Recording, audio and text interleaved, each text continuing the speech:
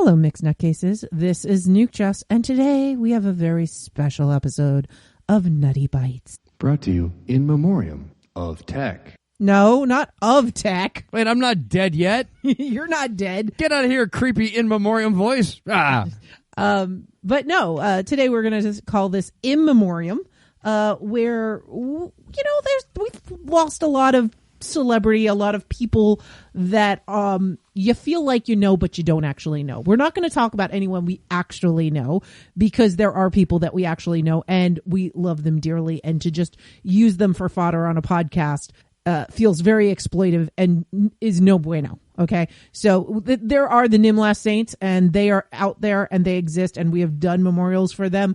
They are not going to be on this episode. No, specifically, we want to talk about people in geek culture, and I'm gonna cast a wide net here for geek culture, but say that these are deaths of people out there in the zeitgeist that affected me personally and hurt me pretty bad. Yeah, but like you said, I'm not going to talk about anybody I know personally.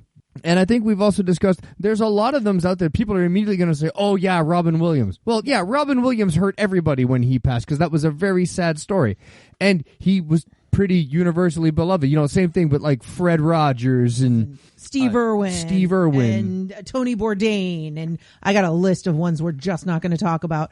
But we can all admit that we love, like Jim Henson, Mr. Hooper, David Bowie, Elvis, Kurt Cobain, all of them, like those kinds of deaths. Even collectively, even though I wasn't a fan, you have to admit, guys like Prince. Yeah. Like when Prince passed, like the world stopped. Yeah. Michael Jackson, even. Yeah. And I was a fan. But the world stopped.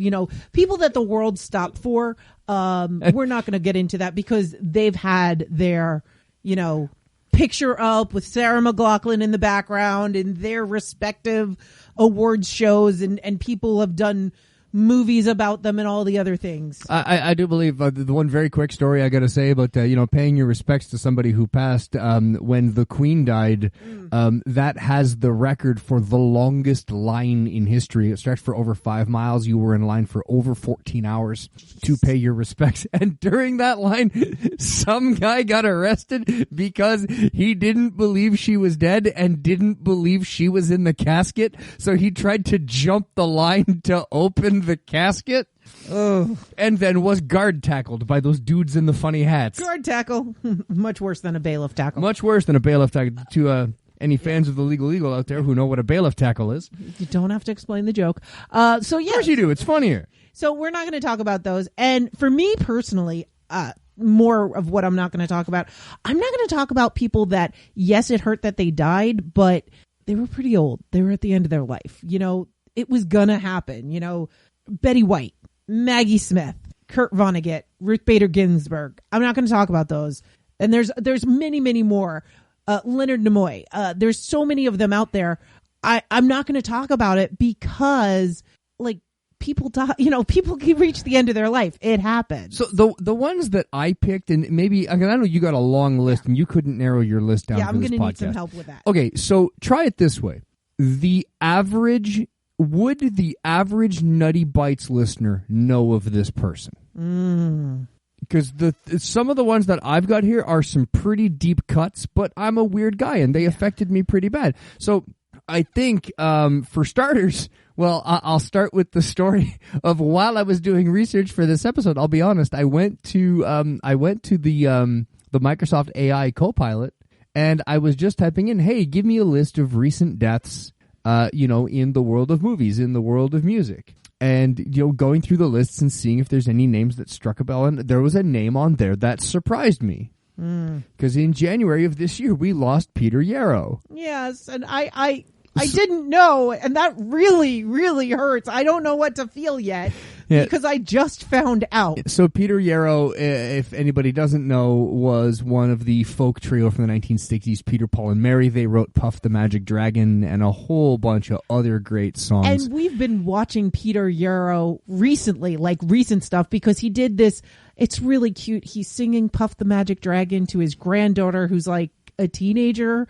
And at the end, he adds an extra verse. about how we shouldn't feel sad for Puff because Jackie Paper's granddaughter has come to play and Yep, is and on that the and that cheerle- and that Jackie can be a girl's name, and Yep. that stop sending him letters that you wrote a sexist song because Jackie could be anyone. Yes. And that it is not about marijuana Yep. because when he wrote it with Lenny Lipton in 1963, they didn't have marijuana.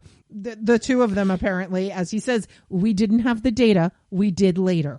Yes, but at the time at Columbia in the 60s, they were not smoking. So it is not about that. It's a song about growing up, and it's a beautiful, beautiful song done by a great A band. legend. Yep.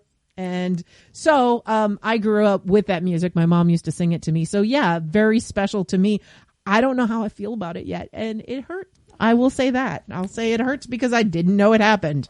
So, no, it does hurt. And it sucks because Uncle Pete was a friend to all of us, whether you knew him or not. And this means that of Peter, Paul, and Mary, there's only one left, Paul. Oh. Paul Stuckey's still alive, and he's still 87. Yeah, see, that's the other thing. I guess I can't say that Peter Yarrow would be it because he falls into the whole end of life thing. Yeah, 86 years old, passed away of bladder cancer. I mean, it sucks. It's terrible. He was in hospice for a month. He'd been diagnosed 4 years prior, died in his apartment on the Upper West Side. I feel for his family. I'm glad he got to die at home, but yeah. So it can't be on my list. So, but yeah. So there you go. What about one for you? Yeah, you know what? The first one I'm going to talk about because I'm kind of conflicted. I want to talk about also from the 60s, but there was a TV show called Get Smart. Now, I'm too young to have watched the show originally, but I grew up watching Get Smart. And I grew up watching Don Adams. And he, at the same time as I was watching Get Smart reruns, Don Adams was also doing the voice of Inspector Gadget. Yeah. Two of my favorite TV shows growing up. They were silly little cop shows, and, you cannot have TV shows like Archer now without the work that Don Adams did to bring you this type of, this character. And, all these shows have them, this trope of this bumbling, fumbling comic lead that, always succeeds despite himself, but only with the help of a strong, intelligent woman at his side that he completely underappreciates, while she just goes around saving the world to absolutely no acclaim. JK did not invent that trope. No. No. So Don Adams gave us two of the most lovable characters on TV with Inspector Gadget and with the character of Maxwell Smart, Secret Agent 86 of Control. We got this wonderful, sweet, caring, kind, compassionate super spy and his relationship with his, she eventually becomes his spouse on the show, with Barbara Feldon playing Agent 99. Mm-hmm. He passed away in 2005, and I remember it sucked. It sucked really bad. The new Get Smart movie had just come out, and in honor of Don Yarmy, which is his real name, Yarmy Airlines is the name of the plane that Steve Carell flies in. Yeah. In that plane. But finding out, there's a lot of secrets about that show and a lot of secrets about Don Adams and things. I mean, finding out after the fact that Don Adams was a compulsive gambler. In a bit of a dip. He was a Hollywood star in the 60s, so he had that attitude. And he, by the way, I said dip, D-I-P. Yes. No, and I will agree with you. But there was a lot of things, like, you read stories of he wasn't the best dad to his kids, and he wasn't home a lot, and he was a compulsive gambler. And there's actually stories of like him doing movies and him doing extra seasons of the show to pay off debts because he had spent all of his money and more so gambling. Even his best friends speak of him and talk about this. His best friend Bill Dana says, quote, "It could be that Don Adams could be very devoted to his family if you reminded him about it." Yeah. But his whole life was focused on gambling. So it's one of these things. I'm kind of conflicted. I mean, the guy played one of the most lovable characters of all time. A guy that, a character that I grew up admiring. I loved Get Smart. I loved Don Adams in that role. I love Maxwell Smart. But the guy playing him's a bit of a jerk, It's that whole never meet your heroes thing, right? Yeah. But it mattered to you because of the characters he brought you, though. Yeah. And he died of lymphoma in 2005, and it sucked. And a common thread that I'm going to have with all these guys is the people that I want to talk about is that when they died, what it really meant is that I wasn't going to get any more of their art anymore. Yeah. And that kind of hurts more than anything. I mean, I got his in memoriam plaque here from his graveside. It says, beloved husband, father, and grandfather, proudly served his country during World War II in the United States Marine Corps. Comedian, poet, philosopher, movie buff, and never late for post time. A tough but sensitive man with a sentimental heart and a passionate soul. He touched our hearts as Maxwell Smart, Secret Agent 86 in the 1960s classic TV series Get Smart, and filled the world with laughter that will forever be remembered. And the engraving next to those words is of him talking on his shoe phone. And his quote, his epitaph is, would you believe? Oh, that's perfect. Ellipses. Yeah, I love it. That is perfect. I am going to say due to his death, though, we did start to learn more and more about the other actors from Get Smart. And we discovered that Barbara Feldon is an amazing person. And the guy that played Chief, Edward Platt, was a fantastic actor with a great voice, but unfortunately was struggling with a lot of mental health issues and never really believed in himself.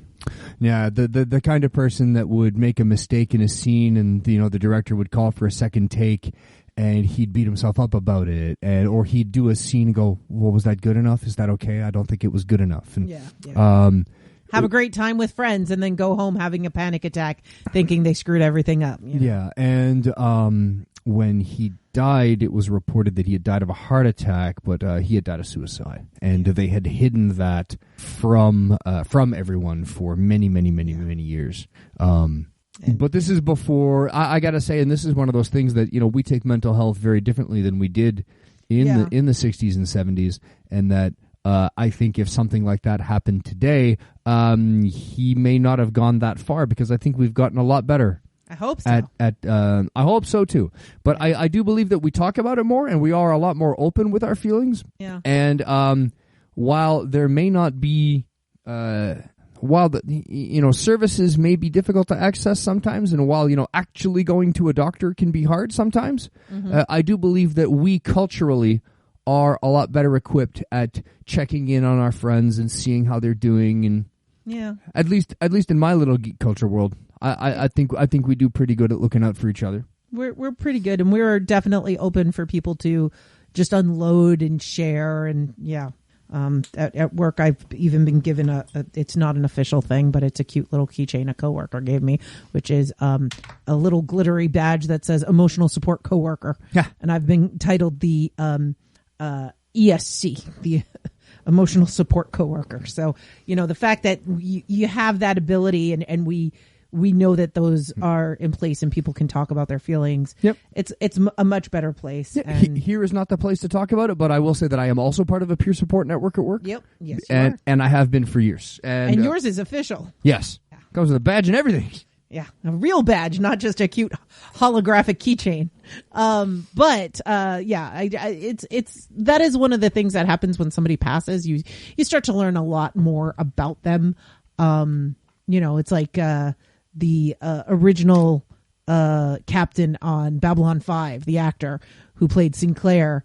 Sinclair was the original one, right? I always get Sheridan and Sinclair confused. Yeah. He originally left the show, and it was for mental health reasons, but they made up a story, and he said, tell the fans after I'm dead because I don't want to see anybody pity me. Right. But he was okay with people knowing. He just didn't want anyone to know until he passed. And it was like, oh, dang. Yeah. So that absolutely. I am going to talk about somebody that it did affect a lot of people, and I think a lot of Gen X female identifying people. Mm-hmm. This one hit hard. It seems to be common among my age group, and that's Jonathan Brandis. And like I think the rest of everybody kind of mourned River Phoenix, but Jonathan Brandis, was he another one of the little Brat Pack guys with River Phoenix? Not really, but he was, because he was a little younger. He was a little younger, but yeah. So I remember Jonathan Brandis as the boy scientist from Sequest. Yes, and he was also in the Neverending Story 2, and he was in a bunch of other little things where he was, just the pretty boy, but yes, he was in Sequest and Sidekicks, which was a terrible movie, but it. Oh, with Chuck Norris as his imaginary friend? All you got to do is ask Chuck. Oh, that's such a bad movie. I got worse. There's ladybugs. That is a bad movie. But... not a bad movie, but he was in the original It movie, and a bunch of other things. So he was in like just a bunch of things, and that's where people knew him, and he was somebody that we were growing up with, sort of a thing. And you'd see him on TV, and you'd see him in these movies, and when he passed, it was hard. It was really hard, and it kind of. Yeah, he passed by its own hand. Yeah, he was only he's 20. He's in the 27 club. 27. He's a 27. Yes. Yeah, he died in 2003 November. Yep. And so, if you think about most of us at that time were in our mid 20s, and this person that we grew up with watching having such a tragic death, it hurt. It hurt. Like. I think the only thing that would have hurt more is if it was Will Wheaton, everyone that kind of had a thing for Will Wheaton had a thing for Jonathan Brandis, According to his father, many years later, said that he was probably bipolar. Yep. And didn't get the treatment that he needed. Yep. And wasn't medicated properly. And that's it. So man, this is a downer episode, but I swear it's because these people meant something. And the one thing about Jonathan Brandis that I will say is I will always remember he was like the leading little teenage boy on all the Teen Beat magazines with that center part. Yeah. Labrador Retriever haircut. Absolutely. And from everything that I have heard about him and everybody that has ever met him and everything, he was a really good guy. He wasn't a jerk. He was like for years he was the cover boy on Non-Threatening Boys Monthly, which is not a real magazine. No, it is just so I think a good group of us it really affects. But meanwhile, if you are older or younger or, probably like you were not interested in boys at that time. I'm not interested in boys now. Yeah, well, but, it didn't affect you the same way. It was like, oh, okay. He died, that sort of. Yeah. And everybody's got, little stories like that. And that's why we're talking about it, because everybody's got that. Oh, man, I can't believe this person passed. And everyone's like, who? Yeah. Meanwhile, here I am crying at work. I'll tell you one that really bothered me. Yeah. Really bothered me was in 2019 was an English singer by the name of Keith Flint. That one got you. Yeah, it's still... man. Anyway, Keith was the lead singer for a band called The Prodigy. You might know them. They had a song called Breathe. They had a song called Firestarter. A couple other ones I can't mention on the air. But Snap My Picture. Yeah, Snap My Picture. That's It's not the Kids Bop version, but it is a misheard lyric. Yeah. Change My Pitch Up. But the thing is, so The Prodigy very quickly was started by a guy called Liam Howlett, DJ and electronic music producer. He would go up on stage, he would do his thing, and a bunch of his friends would sort of dance around him. And then when he started needing lyrics for some of his songs, some of his friends would grab microphones and they would start screaming along to this really heavy industrial music. And then you had guys like Keith Flint and Maxim, and then other guys would start playing guitars, and it turned into Prodigy turning into a whole band. And this was the sound of my mid-90s was a lot of White Zombie and a lot of The Prodigy. And Keith Flint, if you don't remember, he was the blonde guy. No, everybody remembers him as the reverse mohawk, flame red hair into devil horn points. Into twin devil horns, wearing an American flag knit sweater, screaming in the sewers of London that he is a, alleged arsonist. Yes, I am the fire starter. Yeah, I am the fire starter.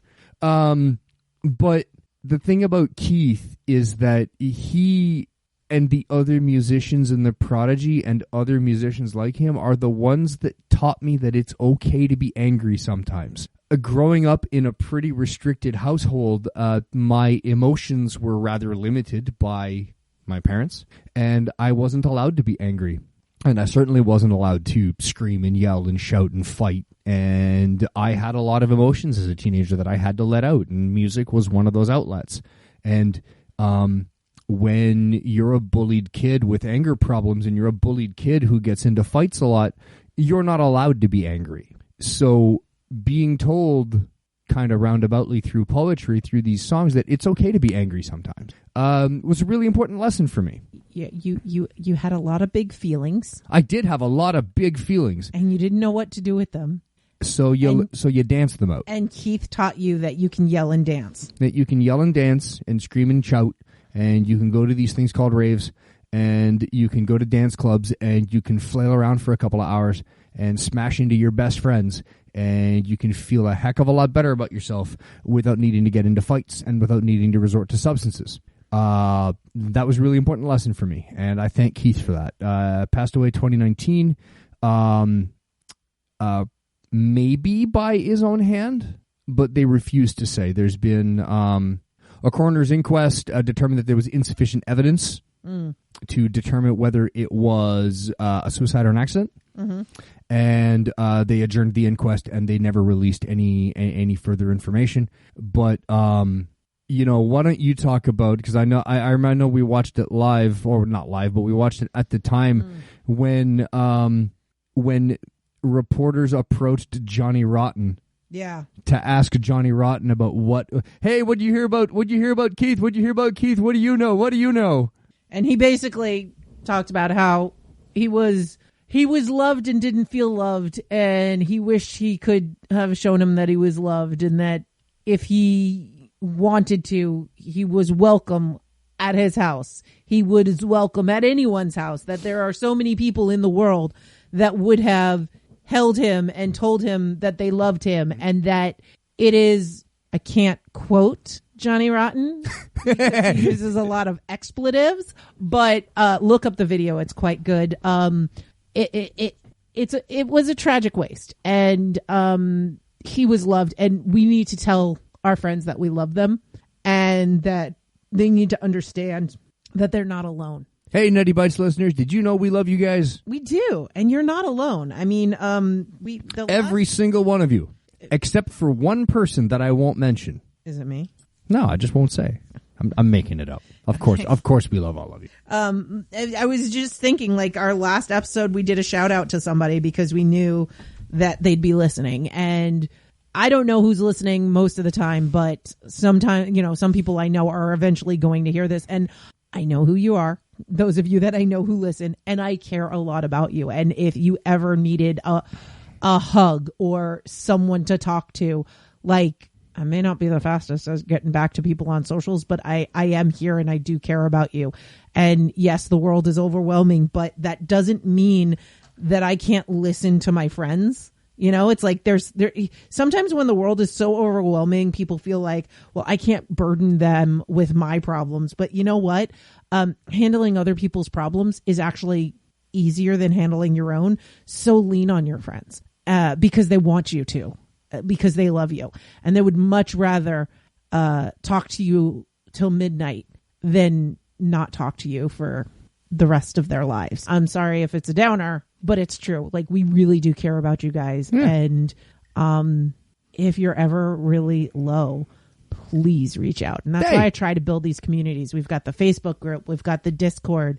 drop a chat in there. It might take a while for somebody to see it, but drop a chat. Somebody will get back. They'll give you a little thumbs up. Send us a message and say hi. It doesn't have to be like, don't wait until you're absolute rock bottom lowest of your low to reach out. Like, say hi. We're here, and we do care.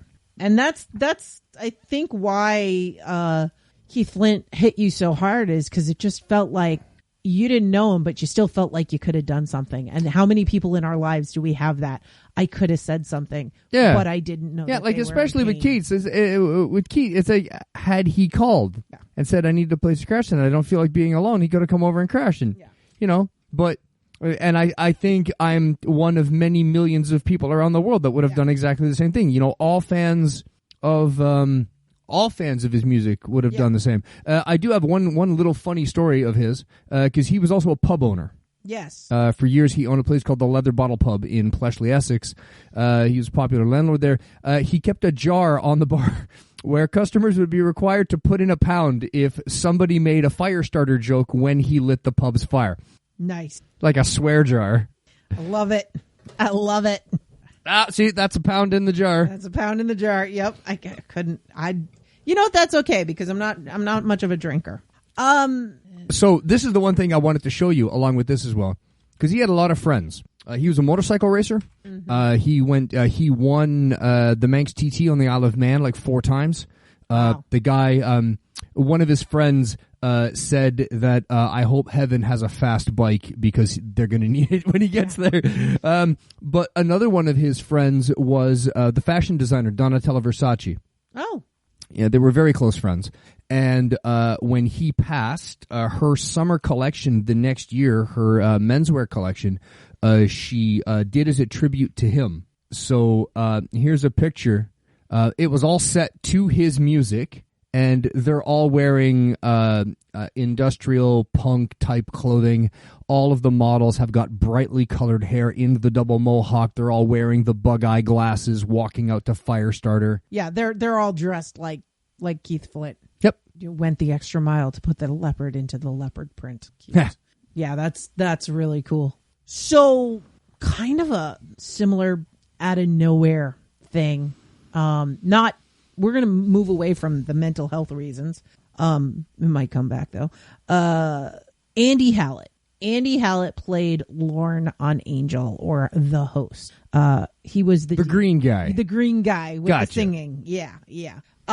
Wish I could say the same about the dancing. Yes. The character was amazing. I absolutely, probably one of my favorite characters, if not my favorite character from that show. Well, he always reminded me of like Vic Fontaine from DS9 if Vic was green and a demon. But he had so much more depth too, and there was a lot going on, and he really was empathetic, and there was something very, really special about that. The idea of this character who could see you, like the real you and what you needed. But unfortunately, he passed away due to heart disease, but it came from a dental infection. So when I tell people to take care of their teeth, this is one of the reasons why. Like, I'm very annoying about teeth, right? Got to have the right toothpaste and toothbrushes, and I won't let you buy whitening and this and that, and and this is one of those reasons. I'll tell you another one related to teeth was Monty the creator of the show Ruby, RWBY. Oh, he's on your list? He's on my list. Oh, shut up. On my list. But that's okay. That's on the list of people that you're going to tell me which one I'm going to talk about. Okay. But yeah, Monty we could talk about it here. It was he went in for, I think it was his wisdom teeth. Yeah. He went under and never woke up, which is a thing that happens with anesthesia. It's just very rare.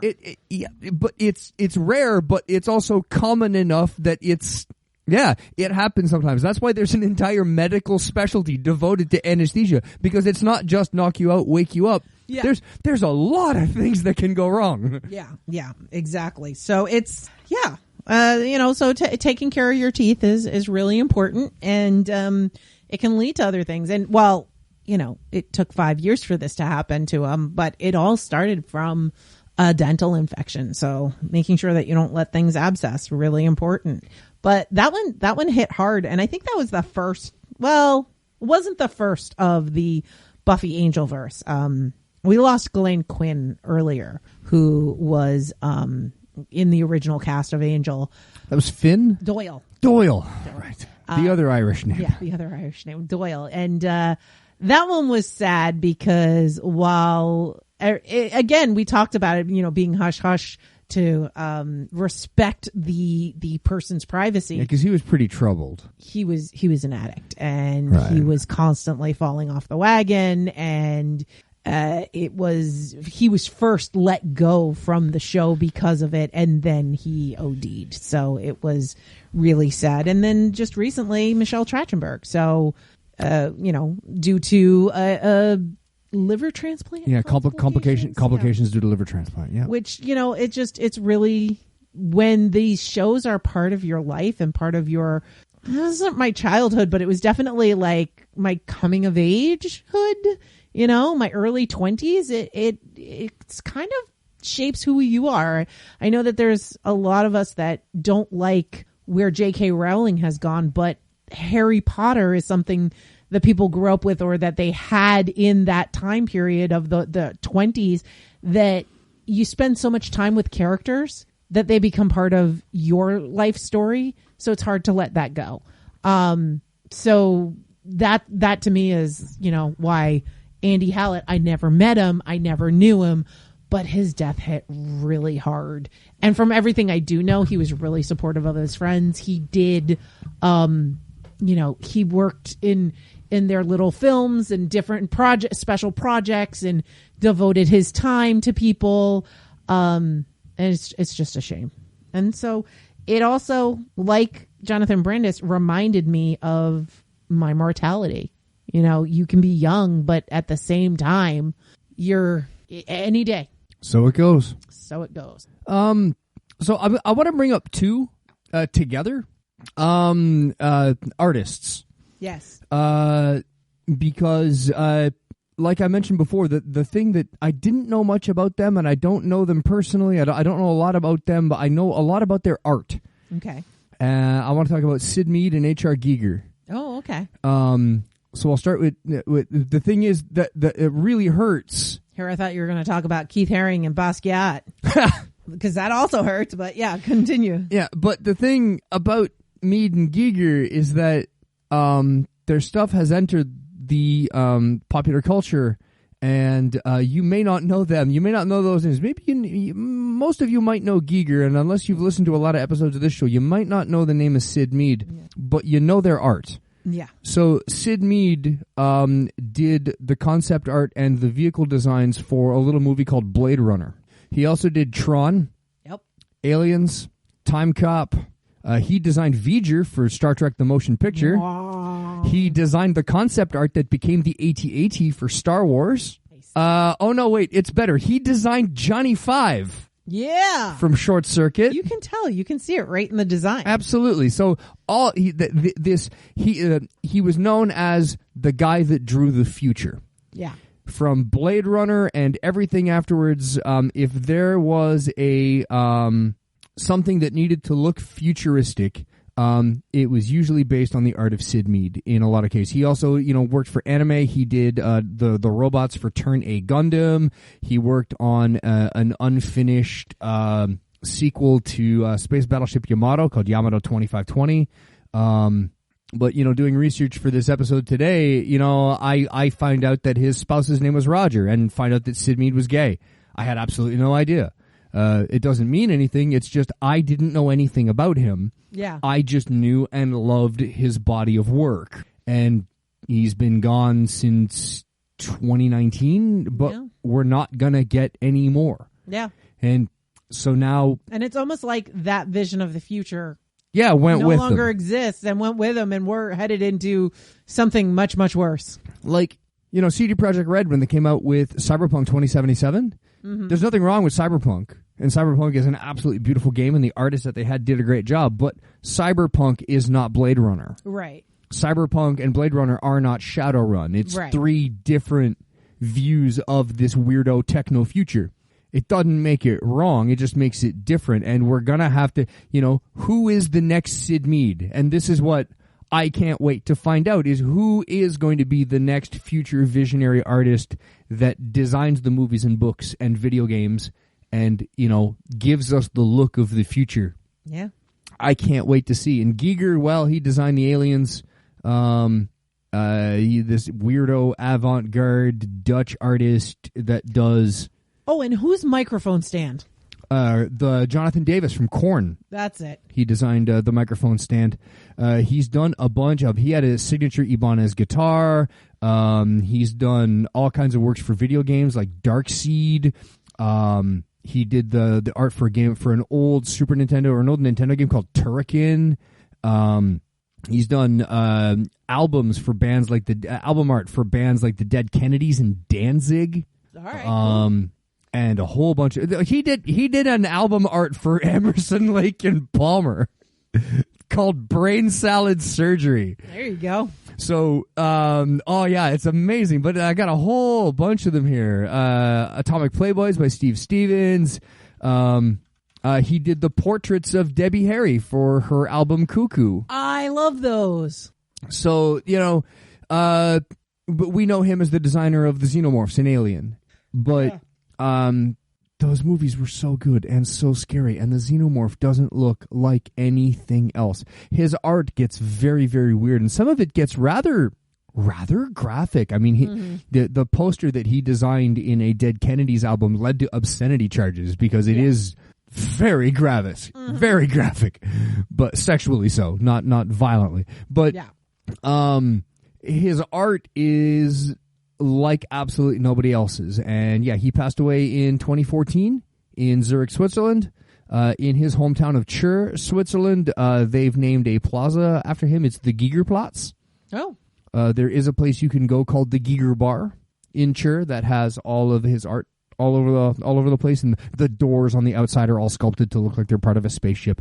It's another artist that I really, really like. The thing with the artists that, I'm not a big fan of the big names that you see in the galleries, and we go to art galleries all the time and we look around, and a lot of that art I don't get, but I look at the art of like Sid Mead and Giger, and that's art that I get. Yeah. Well, I also think you're selling yourself short. There's a lot of art you do get. A lot of Picasso you love, and Mondrian, and... Oh, Mondrian's so good. And, Keith Haring, and... the CIA spy, or the CIA, what's his name? Oh, he's not actually. Gee. Now I've blanked on his name. Paint splatter. I can picture him. Yeah. Used house paint and sticks. Yeah, it was not about anyway. There is a... This is what... This is great audio. Jackson right Pollock. Jackson Pollock. This is what happens when your brain short circuits. This is ADHD, folks. Yeah, there is a story out there that the art of Jackson Pollock was like an anti-communist like disinformation campaign. It's not true. It's grounded in some truth. Like there is like his work was sent to Brazil. As much as Scorpions is a CIA. That the CIA wrote the. Oh, what's the name of the song? Down on the the winds of change. The winds of change. Yeah, no, that was not written by the CIA, but boy, did the CIA take advantage of it when it came out. Or maybe they did. Or maybe they did. Maybe we don't know. Listen to the podcast Winds of Change. Shameless plug. 8 episodes. Really good story. But, Anyway. So this is going to be an asterisk. So this one doesn't really count for me. It's just an asterisk. Okay. Because I was not alive when this person died. I don't think. Or if I was a child. Okay. But I love Cass Elliot. And I grew up listening to the Mamas and the Papas. Yes, we talked about Peter, Paul, and Mary, and now we're talking about the Mamas and the Papas. Now, Gee, Nutty, do you like folk music? I grew up listening to folk music. My mother used to sing it to me all the time, and she'd play it in the house on our hi-fi. Yep. But I love Cass Elliot, and one of the things that started to growing up, because of the generation I'm in and because of the household I grew up in, music did not have pictures. You didn't know what your artist looked like. Video killed the radio star is a real deal because I listened to music on a hi-fi, you know? MTV was out there, but we didn't have cable, so I didn't see music videos. I didn't see videos of, you know, the mamas and the papas. We didn't watch a lot of TV, so I didn't see the variety shows. I just saw the albums and I listened to the music. But as I got older, I started to learn more about Cass Elliot, and I started to see video of her. And one of the things that bothered me was these giant tents that they would put her in. And it was like, oh, she's heavy, so we have to hide her for some reason. Meanwhile, she's got this amazing voice. And when I learned that she was a big girl, yeah, but she was nowhere near as big as they made her seem. No. And you know, that's when her nickname of Big Mama Cass came out, a name that she hated. Yeah. And that's the only time I'm going to use it on this podcast. Yeah. But she did make jokes of it every now and then. She had an album called Don't Call Me Mama Anymore. Yeah. But the thing is, she had so much pressure for being larger that she had this amazing voice. Nobody could sing like her. And yet the topic was always her weight, which is ridiculous. And no, she did not die choking on a ham sandwich. That is like probably one of the worst things that is out there. But she did die because she was on diet pills. Yeah. Because she was pressured and forced to do this. That even though she had a great career, she had a daughter who loved her and she loved being a mom and all of these things were going for her, it wasn't enough. That you have to still be thin, even if you've never been thin your whole life. And that is painful to me. And when I learned that essentially she was on these diet pills, not by her own choice, but by pressure, and it led to her death, like that killed me. Yeah. That shook something in me. And it really did kind of change. As somebody who's been fat my whole life, it changed something in me.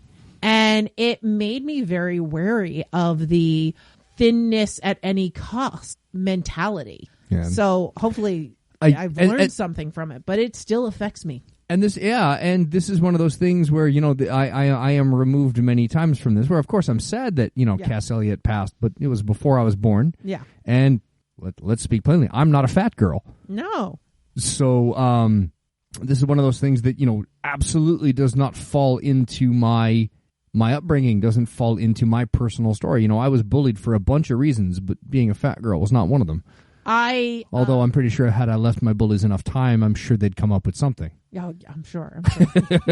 I had other experiences and other people that I knew that I'm not going to get into detail, but similar things happen. And when you see it happen to people over and over again, it's just like twisting that knife.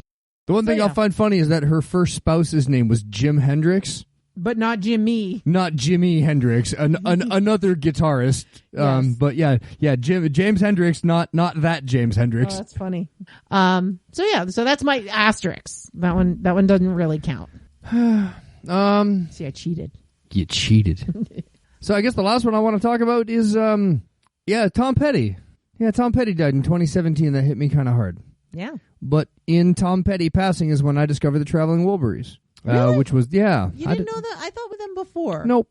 But it's a super group that was, him, Roy Orbison, Jeff Lynne, George Harrison, Bob Dylan. Yep.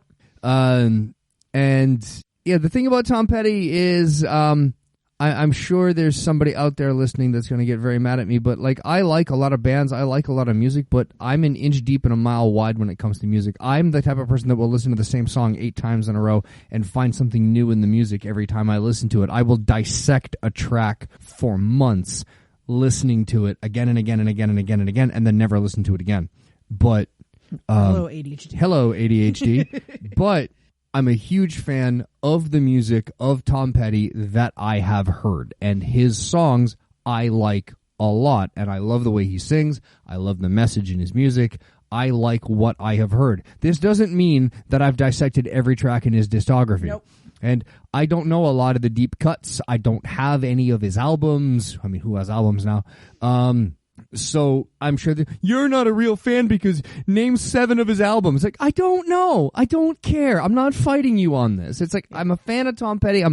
What I heard I liked, and I liked a lot. And did you know he was a voice actor? No. Did you know that he was the voice of Luann's husband Lucky on King of the Hill? Nope. Didn't know that was Tom Petty. Wow. Lucky was... Wow. Okay. Yeah, Lucky, that bum, that guy that with the get rich quick schemes, just the absolute redneck loser was voiced by. I'm gonna slip at the Megalomart and then sue them. Yeah, exactly. That guy. That was Tom Petty. All right. Well, there you go. Yeah. Wow. Yeah. So 1 week after the 40th anniversary tour for the Heartbreakers, he accidentally ODs at 66 years old. Yeah, it's I wish most of these stories didn't have something to do with that. Well, gee, it's kind of hard to do an in memoriam episode without people dying in it, Nutty. No, I mean the OD. I know. Yeah. But it does seem to be the thing. The thing that kills me is like the guy who taught me that I can be angry and I don't need substances. Yeah. So I'm going to give you a list of people. This is our lightning round. And you're going to tell me who I'm going to focus on. Okay. Carrie Fisher. I think too big. Too big. Okay. I think everybody was sad when Carrie Fisher died because her life was very tragic and was fraught with issues, even though we all felt that we just wanted to give her a hug. Yeah. It didn't help that I had just finished her memoirs, her recent memoirs. I mean, that's our Princess Leia. Yeah.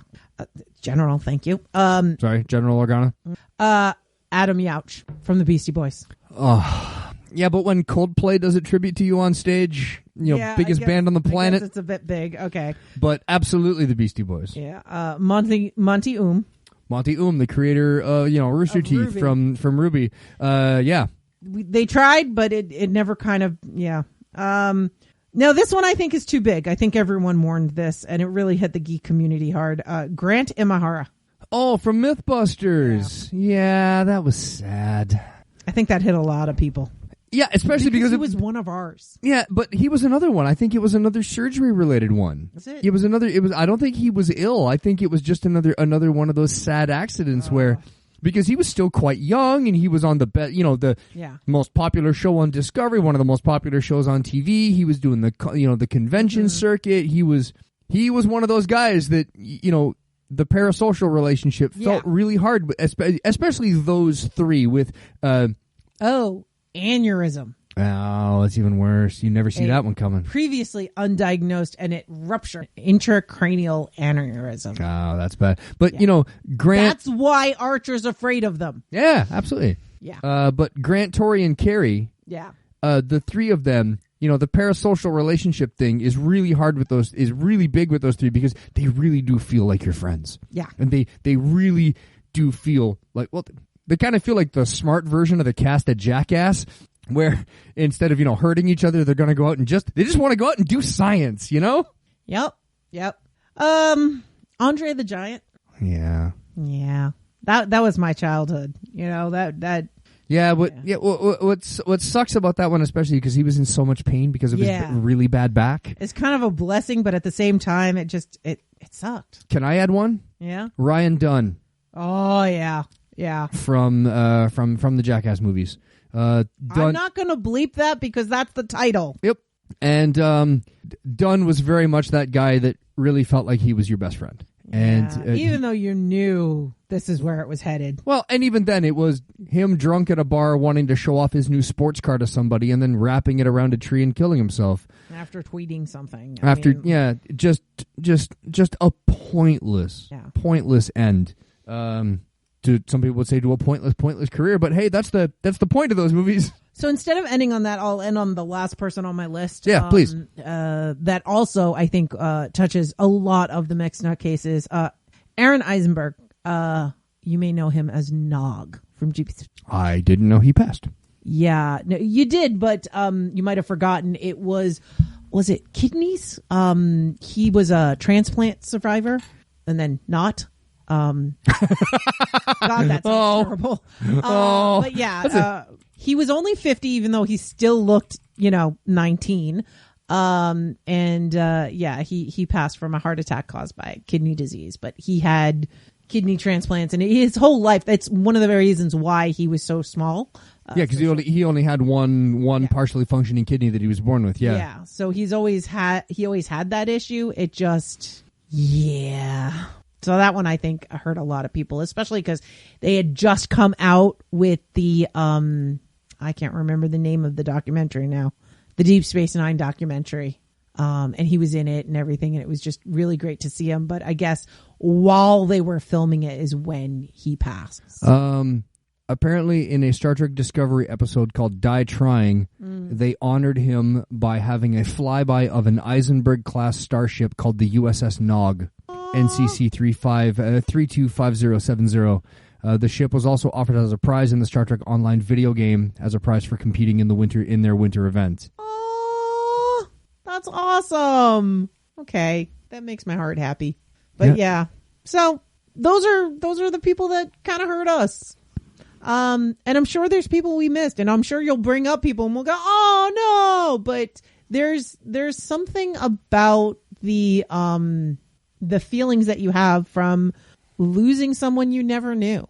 And I think it does make us a little more human, especially since so much of our lives are wrapped up in fiction.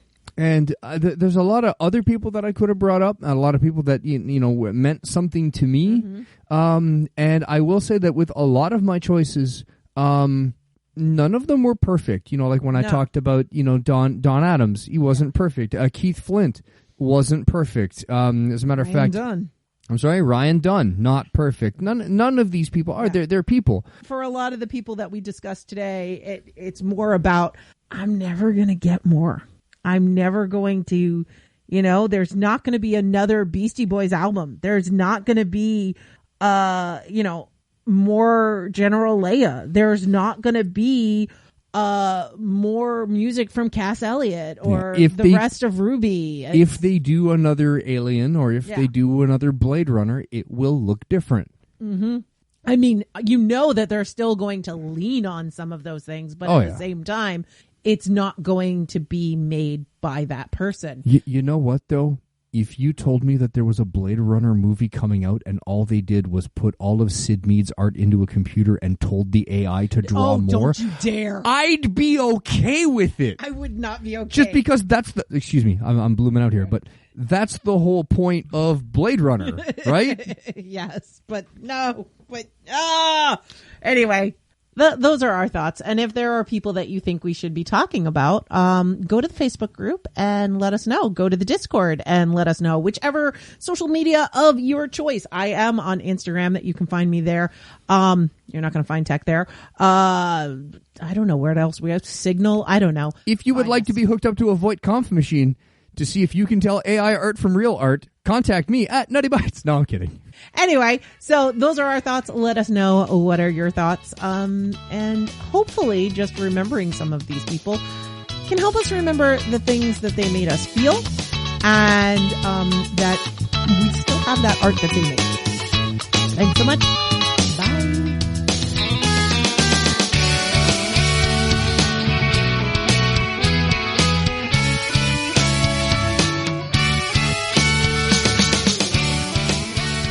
Before we go, we are going to thank our patrons, and we also want to send some special shout outs as well. So just Jax, we are still thinking of you. You are still in our heart. And still a big daddy, big daddy. Exactly. But for our other big daddies, we do want to thank Jason, still big daddy, there we go, and Rich the TT. Thank you so much for your support. Thank you to Kaylin, Hugh, Mark Cabot, the Encaffeinated One, and Susanna for our patrons of the arts. And for all of our other patrons, the lifeblood of this campaign, thank you to Shane, Selganor, Cliff, Greg, Harold, Ian, Ken, Kinsey, Melissa, Mike, Nix, Radical Geek, Will, and Zachman. And if you are listening, please note that I put a vote up for what our next donation is going to be for actually quarter 4. So I'm going to check that right now. We're going to listen. And, we've got a 50-50. I don't know how to handle a tie. So I don't have an answer. Please, patrons, go to Patreon and let us know which charity are we giving our monies to? Because tiebreaker. We need a tiebreaker. All right. So are we giving it to the American Behçet's Disease Association, Habitat for Humanity, or Vets Canada? Thanks so much, everyone. Bye. Bye, everybody.